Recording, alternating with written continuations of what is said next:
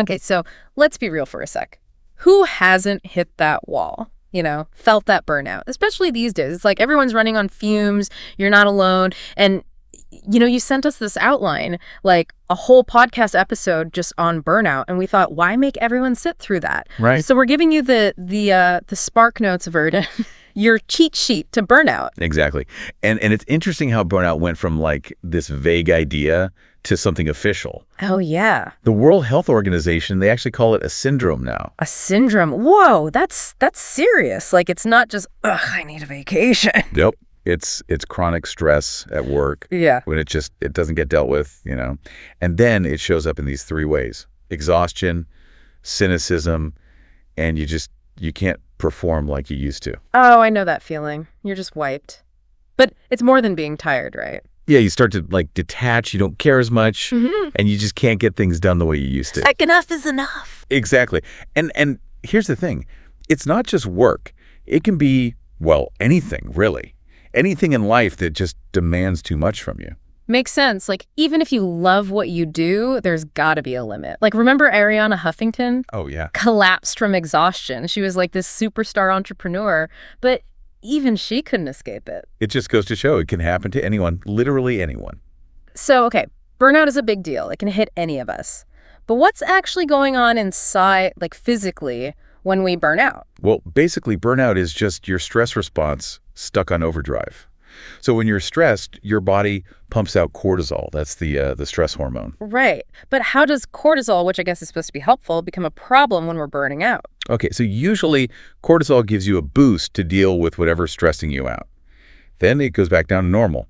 But with chronic stress, it just stays high. Like, think of your car engine redlining all the time. It's gonna wear down. Gotcha. So what kind of damage does that do, having all this cortisol all the time? Well, for starters, it messes with your sleep. Cortisol messes with hormones like melatonin, the sleep hormone. Yeah. Weakens your immune system too. And it can even make you more likely to get anxious or depressed. It's like a domino effect, really. Affects your whole body and your mind. And I know the outline mentioned something about chronic stress rewiring the brain. Is that a real thing? It is. It's a little scary, but it's true.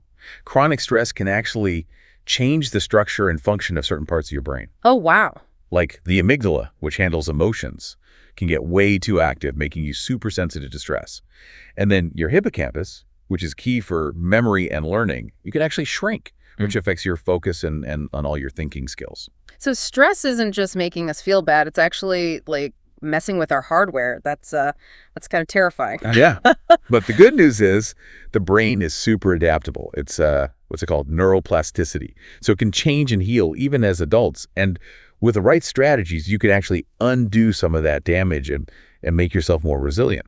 That's good to know. Okay, so anyone can burn out, but are some people just more like prone to it than others? Yeah, some personality types are definitely more susceptible, like perfectionists. They're always at risk. Oh, the perfectionist trap, always reaching for the impossible and then feeling like a failure when they inevitably fall short. Yeah, and that pressure to be perfect all the time, it's exhausting. It's a recipe for burnout. And to top it off, we're living in this world where technology is like designed to keep us stressed out 24/7. It's like we're constantly bombarded with info and demands and notifications. Do you think like technology is a big part of why burnout is so common now? Oh, absolutely. Being constantly connected, all the information overload, it's a huge problem. It's so hard to switch off, to just relax. When you've got emails, texts, social media, all buzzing at you 24/7, your stress system never gets a break. So you've got those internal things like perfectionism and then the outside pressures like tech all kind of ganging up on us. It's like a double whammy. But you said earlier that our brains are resilient. So even with all this stuff, is there still hope? Can we tap into that resilience and fight back against burnout? The first thing is to just admit it, Admit you're burned out and then give yourself permission to take care of yourself. Okay, so how do we spot burnout before it like completely takes over? What are the signs? Well, burnout kind of sneaks up on you. So yeah.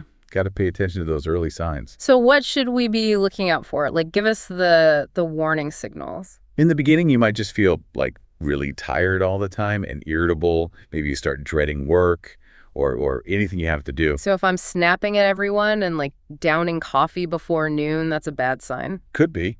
You might also notice you can't focus. Your creativity just tanks. And you might even start getting headaches or getting sick more often. It's like your body's trying to wave a red flag, right? But we're so good at just ignoring it. I remember this one project a couple of years back. I was running on fumes, caffeine and takeout, barely any sleep. Thought I was being super productive, But looking back, I was a total burnout case. It's so common though, right? Our culture is all about like go, go, go, push yourself to the limit. And we ignore all the warning signs until we just crash and burn. But catching those early signs, that's key. It gives you a chance to turn things around before it gets really bad. Okay, so let's say you've noticed some of those red flags. What's like the first step to getting back on track? You got to admit it, first of all, admit you're burned out, and then give yourself permission to take a break, to take care of yourself. It's not weak or anything. It shows you're self-aware, that you're committed to your well-being. I think that permission part is so important. It's easy to feel guilty, like you should just power through. Absolutely. That's why boundaries are so important. You got to learn to say no to protect your time and energy. So like saying no to more projects, to social events that just drain you, maybe even to family and friends sometimes. Exactly. Yep. And boundaries with technology too. Turning off notifications after work or checking email at specific times instead of all the time. Maybe even like a digital detox for a day or two. Unplugging completely. That sounds like a good idea. What about like mindfulness? Does that actually help with burnout? Mindfulness can be huge, like meditation, deep breathing, even just taking a walk in nature, really paying attention. It calms your whole system down, quiets all the mental noise, and it helps you shift your focus away from all the stress. So it's about finding those little moments of calm in the middle of all the crazy. Right. And of course, you can't forget about sleep. Yeah, sleep. We all know we need it, but it's tough sometimes, right? With our busy schedules. How important is sleep really when you're trying to recover from burnout? Think of sleep as like hitting the reset button. It's when your body and your mind repair themselves. And it's crucial for beating burnout. Remember Arianna Huffington? She had her own burnout experience, and now she's like this huge advocate for sleep. She even calls it a performance-enhancing drug. A sleep sanctuary. I like that. Okay, so sleep is key. And speaking of taking care of yourself, gotta mention exercise, right? I know for me, even a quick walk can like totally change my mood. Totally. Exercise releases all those feel-good endorphins. Yeah. Reduces stress, boosts your mood. It doesn't have to be like a marathon. Even yoga, stretching, or a short walk can make a huge difference. So we've got rest, boundaries, mindfulness, sleep, exercise.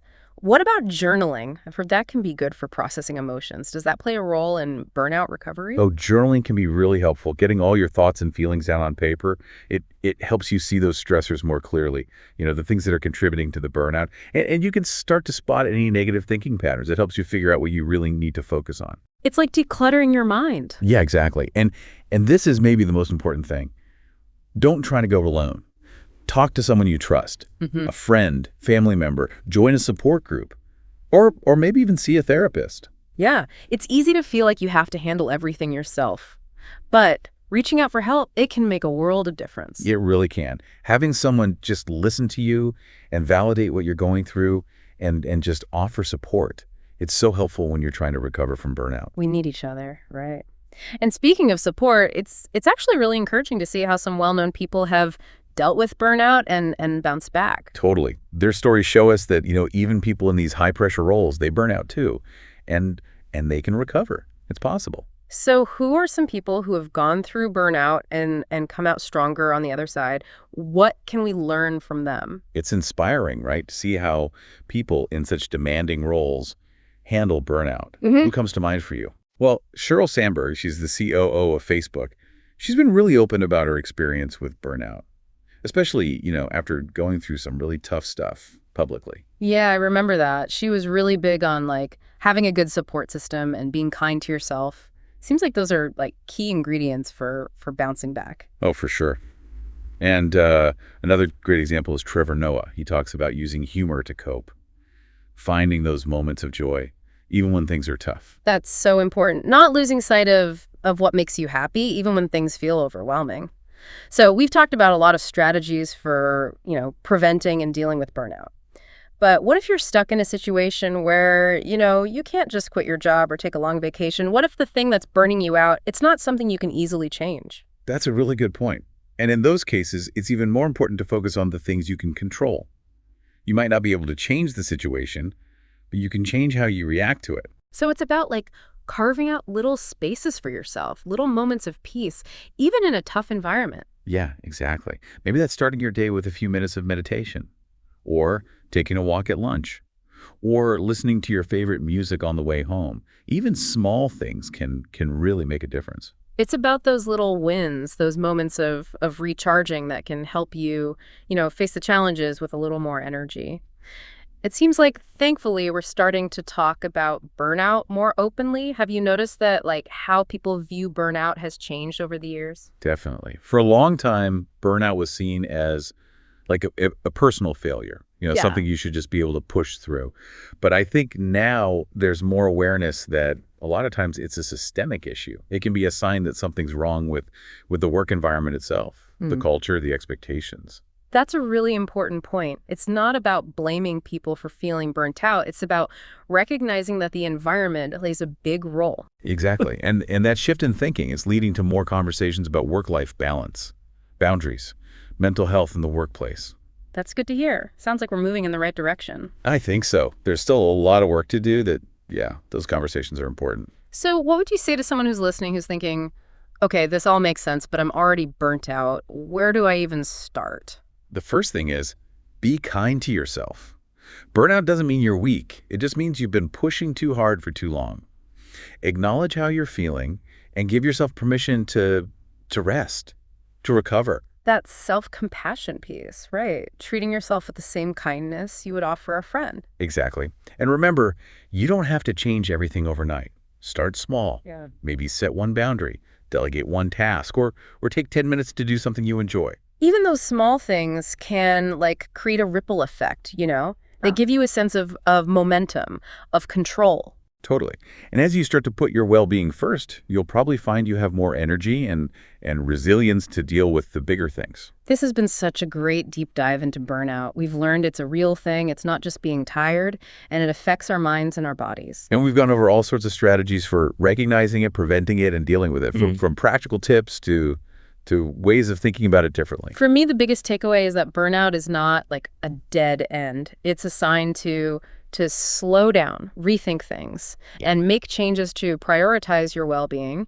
And with the right approach and the right support, you can definitely recover. Absolutely. So, to wrap things up, is there one final thought-provoking question you'd like to leave our listeners with? What's one small act of self-care you can commit to today? It doesn't have to be a big thing, but it should be something that nourishes your mind, body, or spirit.